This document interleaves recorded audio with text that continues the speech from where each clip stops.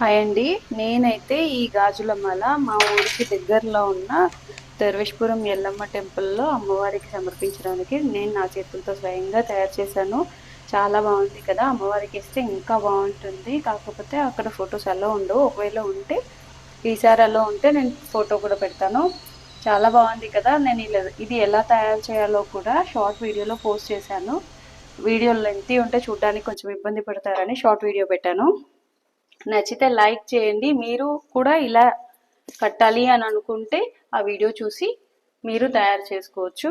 ఎలా ఉందో చెప్పండి. దర్వేష్పురం అని మీరు గూగుల్లో వెతికినా మీకు వస్తుంది. చాలా ఫేమస్ టెంపుల్. అమ్మవారు కూడా చాలా పవర్ఫుల్ అమ్మవారు. ఒకసారి మీరు కూడా విజిట్ చేయండి. Thank you.